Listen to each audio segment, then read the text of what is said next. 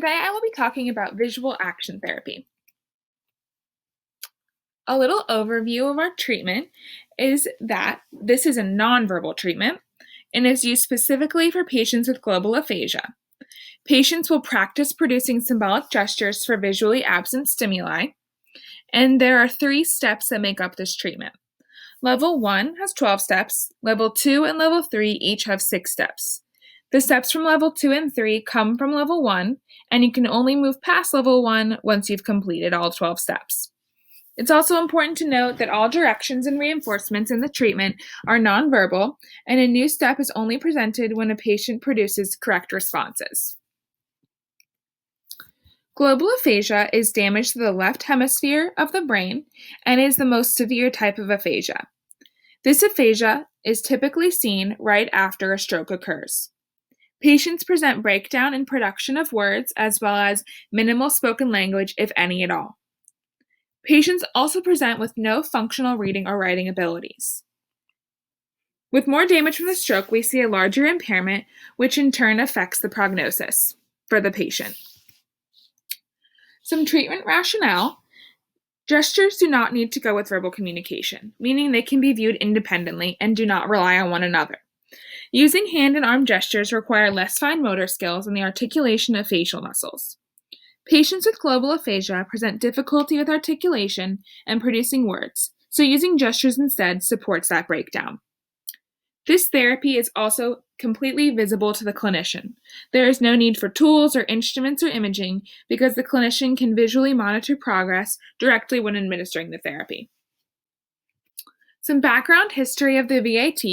It was created in 1982 by Nancy Helm Estabrooks, Patricia M. Fitzpatrick, and Barbara Baresi.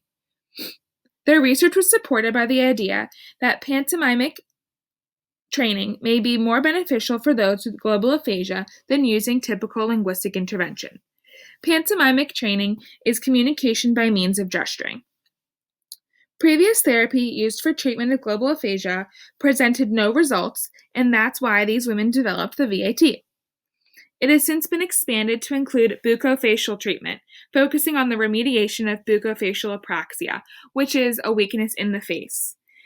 Images that are used in the bucofacial VAT are related to the mouth and the face. This is different from the original VAT because the images in the original VAT are typically images that are of objects that are used commonly, like a hammer, a cell phone, etc.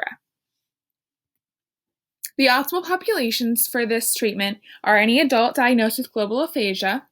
It is typically around 30 minutes of sitting at a time doing the treatment, and they must have a communication partner or caregiver to assist in attending sessions.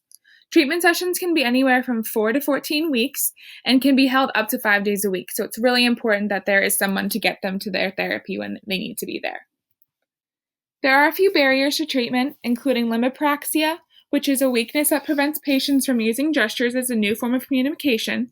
This is often seen in patients with global aphasia, and they must first undergo therapy for that limipraxia. When that has been treated, they can move into the visual action therapy.